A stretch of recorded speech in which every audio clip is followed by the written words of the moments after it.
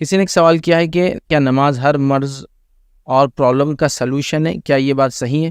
تو میں in general تو بالکل کہہ سکتا ہوں ہاں، نماز ہر مرض کا یا ہر پرابلم کا سلوشن ہے، یاد رکھیے۔ اس لیے کہ دین اسلام کے اندر توحید کے بعد سب سے امپورٹنٹ جو چیز ہے، یاد رکھیے، وہ صلاح ہے، وہ نماز ہے، یاد رکھیے۔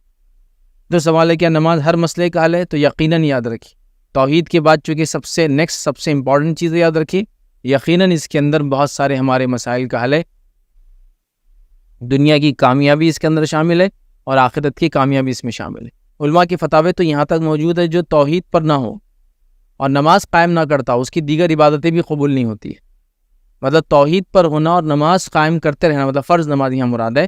جو آدمی یہ کرے گا دو کام، اس کے روزہ، زکوٰۃ و حج قبول ہوں گا، اس کا معنی ہے۔ اگر وہ یہ نہیں کرتے ہیں تو دیگر عبادتیں بھی، روزہ، زکوٰۃ، حج جو فرائض ہے، وہ بھی قابل قبول نہیں آتا۔ جیسے کہ کوئی شخص ہے، وہ توحید پر نہیں ہے، نماز نہیں پڑھتا ہے، وہ روزہ رکھتا ہے رمضان کے، تو کیا روزے قبول ہوں گے؟ تو نہیں، روزے ایسا خانہ پوری جس کو بولتے فل ان دا بلینکس تو ہو جائیں گا، لیکن اس کا اجر و ثواب نہیں ملے گا، اس لیے کہ نہ وہ توحید پر ہے، نہ وہ نماز قائم کرتا ہے۔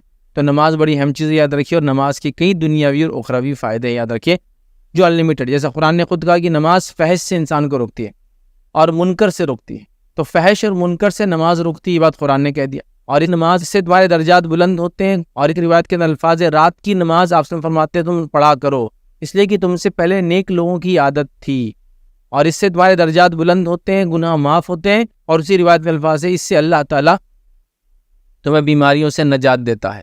تو وہ تہجد کی ایک نفل نماز پڑھنے کا ثواب اور فائدہ یہ ہے، یا فضیلت یہ ہے کہ ہماری بیماریاں دور ہو جاتی ہیں اس سے۔ اب اندازہ لگائیے، تو یہاں فزیکل ڈیزیز کی بات ہو رہی ہے، بیماریوں سے نجات کا ذریعہ ہے۔ یہاں فحش اور منکر کی گواہی قرآن دے رہا ہے کہ نماز جو ہے فحش اور منکرات سے، فحش سے مراد فحش گوئی ہو سکتا ہے، مطلب جو زبان سے فحش کرتے ہیں، جسم سے فحش کرتے ہیں، شرمگاہ سے فحش کرتے ہیں، اعضاء جوارح سے فحش، برائی جو ہوتی ہے، یاد رکھیے۔ اور منکر، ہر بری چیز سے نماز ہم کو روکتی ہے، یاد رکھیے۔ تو آپ کا سوال تھا کیا نماز ہر مرض اور پرابلم کا سلوشن ہے؟ میں ایک جنرل سینس میں کہہ سکتا ہوں بالکل ہاں، اسپیسیفک نہیں کہہ سکتا ہوں کہ اس کا، بٹ ہاں، ہر مسئلے کا ہمارے حل اگر ہم توحید پر ہو اور پھر نماز کو قائم کرتے ہو تو یاد رکھیے۔ نبی اکرم صلی اللہ علیہ وسلم کا معمول تھا مصیبت، تکلیف، دکھ، پریشانی، تب نماز کو قائم کر۔ سورج گرہن ہوتا، آپ نماز کی طرف دوڑتے۔ صحابہ میں سے عبداللہ ابن عباس کے تعلق سے آتا ہے کہ جب زلزلے وغیرہ بھی آتے ہیں تو آپ نماز کی طرف دوڑتے ہیں۔ صلاۃ الکسوف اور خسوف میں جیسے آپ جب تک سورج گرہن ختم نہیں ہوتا نماز کو کنٹینیوس پڑھتے رہتے، تو عبداللہ ابن عباس کا بھی قول یاد رکھیے کہ جب زلازل بھی یا زلزلے بھی آئے تو ہمیں نماز قائم کرنا چاہیے۔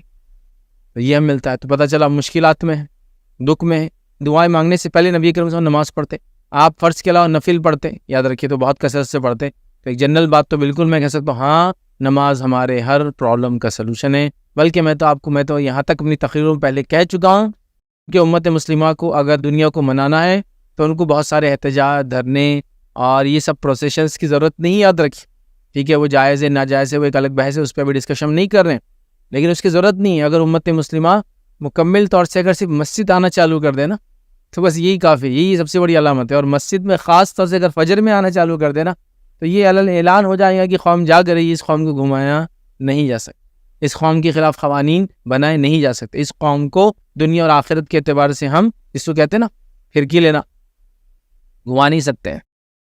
اگر آپ لو سیلف کانفیڈنس سے سفر کر رہے ہیں، چھوٹی چھوٹی باتوں پہ ہرٹ ہو جاتے ہیں یا بہت زیادہ موڈ سوئنگ ہوتا ہے، یہ قوم بہت زیادہ جو ہے سمجھنے والی ہے، جاننے والی ہے اور اپنے حقوق لینے والی ہے۔ تو صرف نماز اگر قائم کر لینا تو اسے کئی دنیاوی اور اخروی فائدے ہیں۔ تو نماز یقیناً ہمارے مرض اور جنرل پرابلمز کا یہ سلوشن ہے۔